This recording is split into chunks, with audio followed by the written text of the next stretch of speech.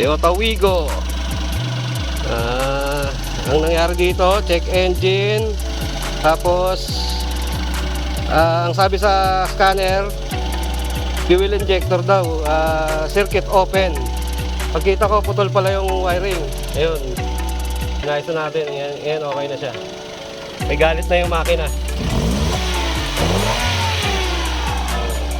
Kanina pumupugak-pugak pagka nire-revolusyon.